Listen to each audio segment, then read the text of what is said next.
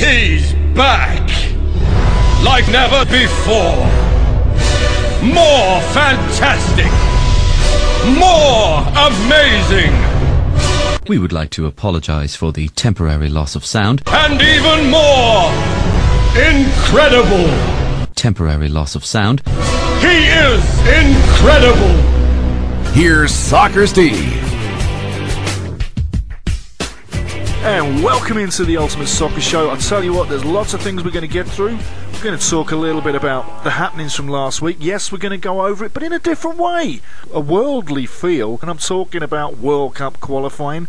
And obviously it's all said and done and dusted. FIFA doesn't want to know about anything about replaying that game, if you know what I'm saying.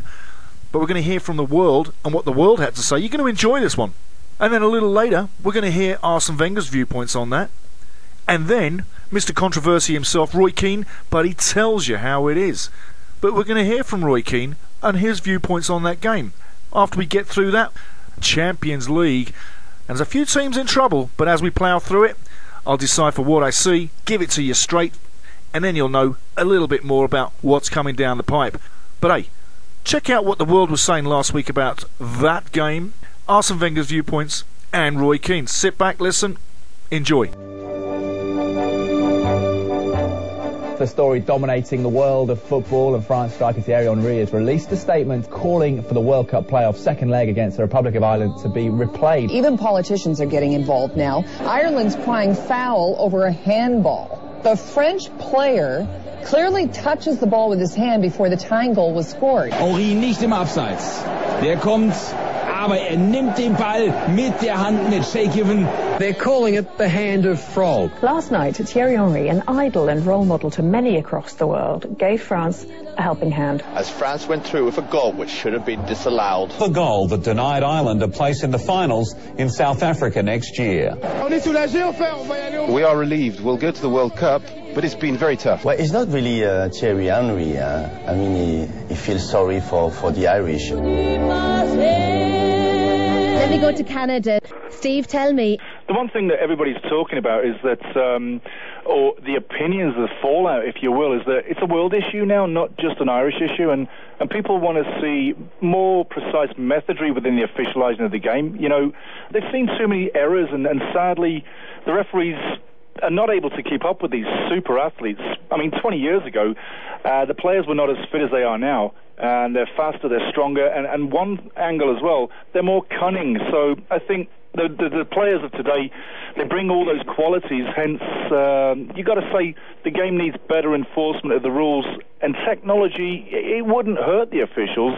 I think in many cases it would help to assist the officials in keeping the game honest, no? Yeah. Well, listen, I know it would have been fantastic if we had qualified, but for the moment, I guess we can only pray for a miracle at this point. Thanks for joining us here this morning, and particular to Soccer Steve, thanks for joining us.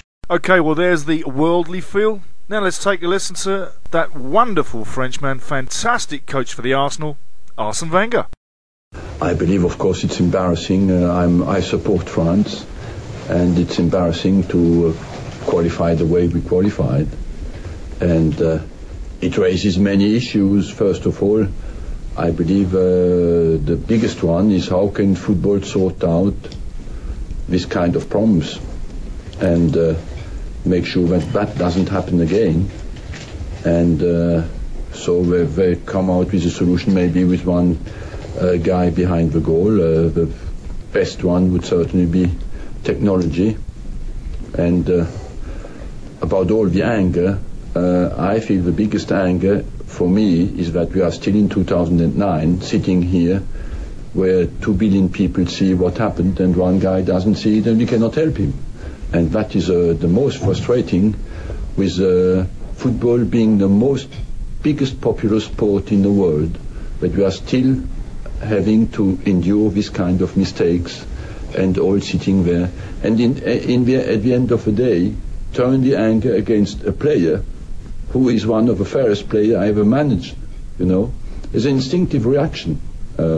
But the players have sometimes. In the same game, you had Robbie Keane handle 2 or 3 times the ball with his hand. The referee saw it. What is not normal is that it is still not punished. And what is the situation now? I believe that there's only two opportunities. One, France can offer to replay, what I support personally.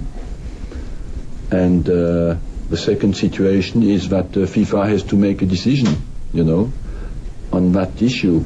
Can we make sure that that doesn't happen again?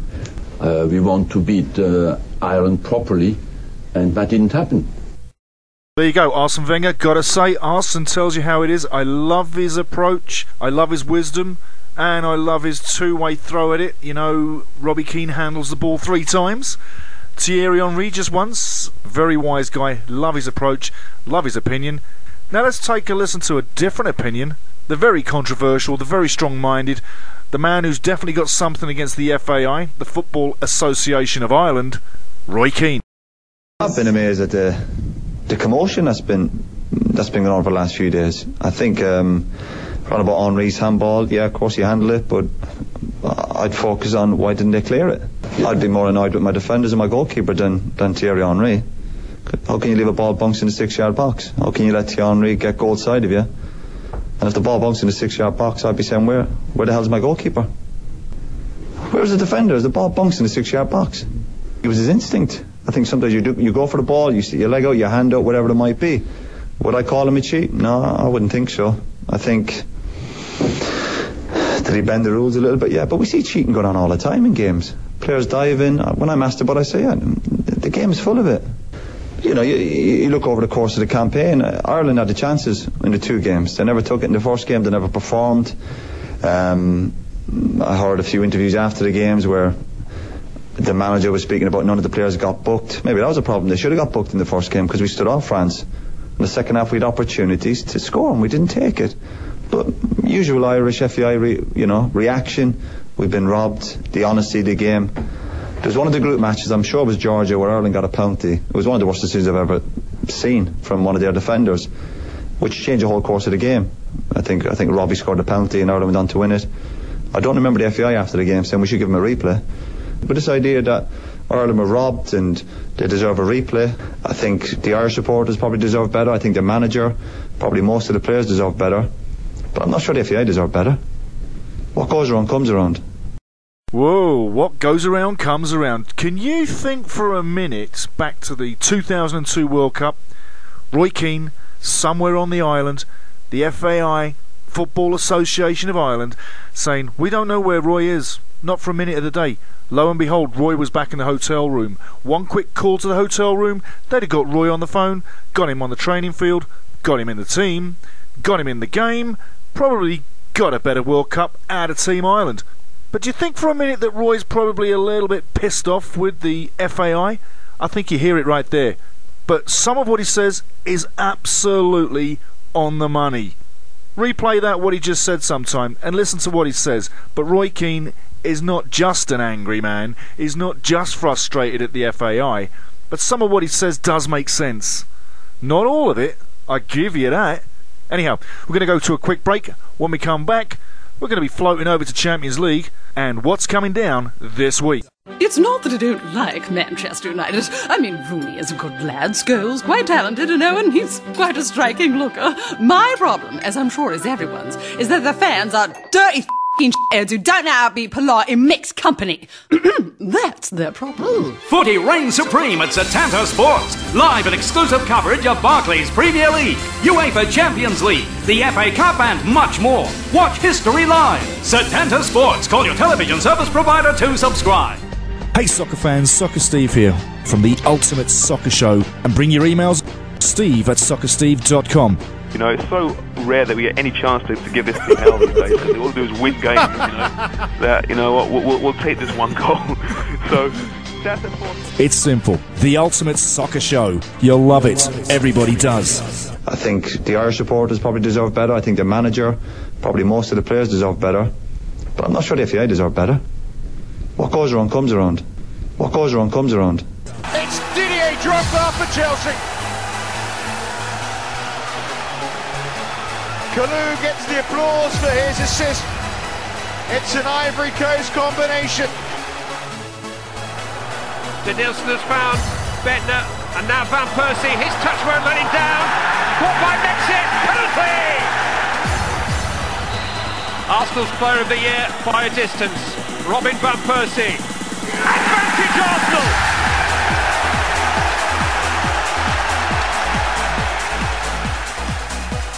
Victor Valdez trying to get a view. Firmino to take. It's floating and it's in! That's Marquez, that's Henry! And it had been coming.